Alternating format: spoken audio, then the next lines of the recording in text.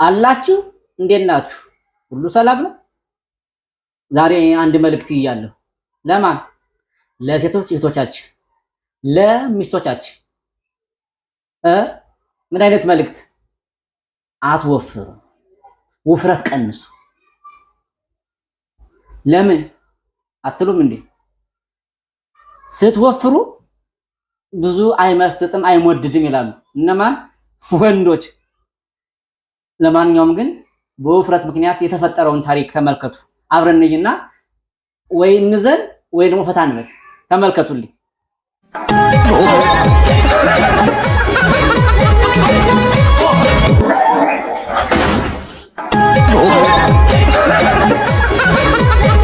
ለዚህ እኮ ነው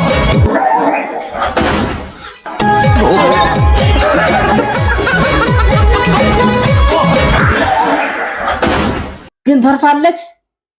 ኧረ እባካችሁ ጠይቁልን፣ አጣሩልን እስኪ ምን ላይ ደርሳ ይሆነች ልጅ። አሁን ይሄ ምን መንስኤ ነው? የውፍረት መንስኤ እንዴ? ባትወፍሩስ ደግሞ ላለመወፈር ምን ማድረግ አለብን ካላችሁኝ፣ ጣፋጭ ነገር አታፍሱ።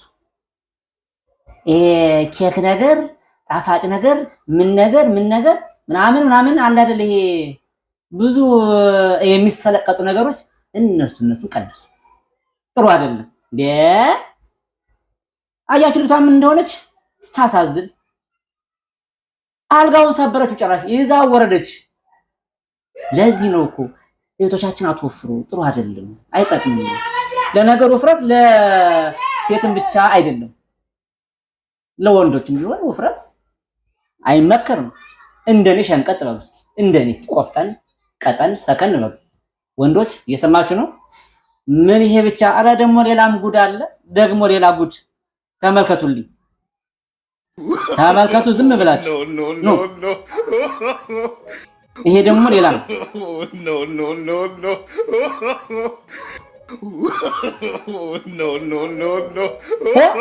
ጭራሽ ብረቱ ከዛው ወረደች፣ ብረቱ እንደረመሰችው።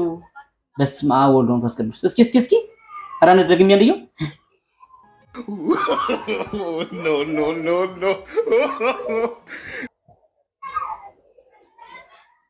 እኔ እኮ ብያለሁ፣ አትወፍሩ፣ ቀንሱ፣ ጥሩ አይደለም። መወፈር ለታክሲ አይመች፣ ለምን አይመች። በቃ ሁሌ ጭንቀት ነው። በወፈራችሁ ቁጥር ውፍረት በመጣ ቁጥር ታክሲ እንኳን ይንቃችኋል፣ አያሳፍራችሁም። እንዲህ ያይሽና አይ ሞልቷል የሚልሽ ባዶ እኮ ነው ወንበሩ። ግን ለምን? ቦታ ስለምትይዥበት፣ ቦታ ስለሚያዝበት፣ ሰፊ ቦታ የሶስት ሰው ቦታ ስለምትይዙ ሞልቷል ማየ ምናምን ብሎ ሊያልፋችሁ ይችላልና ከእንደዚህ ያለው የሞራል ስብራት ለመዳን ውፍረት ቀንሱ። ማን? እህቶቻችን፣ በይበልጥ ደግሞ ሴቶች እህቶቻችን፣ ሚስቶቻችን። እየሰማችሁ ነው አይደለ? አሁንም ደግሞ ሌላ ነገር ስለምንይ፣ ይሄ ደግሞ ለየት ያለ ነው። እሺ ምንድነው? 100 ሺህ ብር ቅድሚያ ከፍላችሁ የቀረውን 1.2 ሚሊዮን ብር ደግሞ ባንክ የምናመቻችላችሁን ሂማን ሄር ላሳያችሁ። ይሄንን 14 ኢንች ብራውን ስትሬት ሄር ቦሌ ዋርካ ታወር ፈርስት ፍሎር 15 ቁጥር ካሽ 500 ሺህ ብር ይዘው ሲመጡ የቀረውን 1.2 ሚሊዮን በባንክ አመቻችተን በደስታ እንልኮታለን። 500 ሺህ ብር ቅድሚያ ከፍላችሁ የቀረውን 1.2 ሚሊዮን ብር ደግሞ ባንክ የምናመቻችላችሁን ሂማን ሄር ላሳያችሁ። ይሄንን 14 ኢንች ብራውን። እውነትሽን ነው። ጭራሽም በባንክ አመቻችተን ብለን እንሰጣችኋለን፣ እንሸጥላችኋለን። ምኑን? ይህን የበቅሎ ፀጉር የቀበሌ የወረዳ የክፍለ ከተማ ምናምን ፀጉር 500 ሺህ ብር እኛ ጋር አለ። በቅናሽ ዋጋ እኮ ነው እየተባለ ያለ። ለዛውም ደግሞ ይመቻችላችኋል። ምን? ባንክ ምን እንዲሆን? እንድትበደሩ። ለምን እንደምትበደሩት? ለወረዳ ፀጉር፣ ለቀበሌ ፀጉር። ወይኔ አምላክ የተመስገን። አንዳንዴ ግን እኛ ወንዶች ምን ጉድ ነን? ጽድት ያልን እኮ ነን። ኧረ ተው በማርያም። ጭራሽ ለብድር ፀጉር 500 ሺህ ብር ታርጉታላችሁ። የፈለገውን ያክል ዓለምን ብትገዙ ሁሉ በእጃችሁ ሁሉ በደጃችሁ ቢሆን ሰማዩ ምድሩም የእናንተ ግዛት ቢሆን ይህንን ፀጉር በ500 ሺህ ብር ትገዛላችሁ? የእናንተ እኮ አይደለም። የእናንተ ያልሆነ ነገር ይልቁንስ ያለቻችሁን ነገር ፏ ብልጭ አድርጋችሁ ተጠቀሙ። በቃ እንዴ ይሄ ምን የቀበሌ ፀጉር ነው? ይሄ ምን የፈረንጅ ፀጉር ነው? የፈረንጅ ነው? የበቅሎ ነው? የአህያ ነው? የፈረስ ነው? ግን የምን ፀጉር ነው? የጉማሬ ነው? እሱን ግን የሚያውቅ ይወቀው። የሰው ነው ወይስ? እኔ ተገርሜያለሁ። እኔ ግን አንድ ጊዜ የሆነ ጊዜ ነው አንዲት አራዳ ነኝ የምትል ልጅ ናትና እናለች መሰላችሁ የሆነ ሱቅ ላይ የተሰቀለ ፀጉር ነውና ይሄ ነገር ምንድነው ስላት ፀጉር አለች።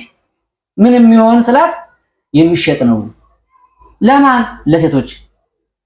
እንዴት ነው? ከየት ነው የሚመጣው? እንዴት ነው የሚሰራው? ላታለው ከህንድ አገር ፀጉሩ ይመጣል። ያ ደግሞ የሚመጣው እንዴት ነው አለችኝ። የህንድ ሀገር ሰዎች ሲሞቱ ፀጉራቸው ይላጭና ታሽጎ ወደ ኢትዮጵያ ይመጣል። እሱን ነው የምሸጠው ስትለኝ ሊያስታውቀኝ ማለት ነው። ምንም አልቀረኝ ስላት አዎ እንደዛ ነው አለችኝ።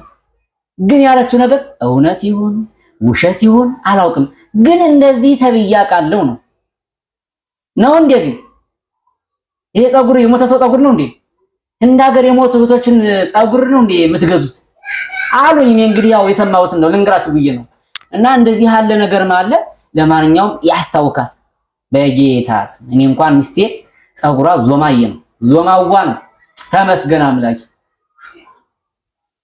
አይደለም ይሄ የቀበሌ ቅጥልጥል ምጥልጥል ምንጥንጥን ምናምን የለም እኛ ቤት ባይኖራት እንኳን እኛ ቤት ትርፍ ፀጉር የቀበሌ የክፍለ ከተማ ምናምን የወረዳ ፀጉር እኛ ቤት አይገባም። ለምን?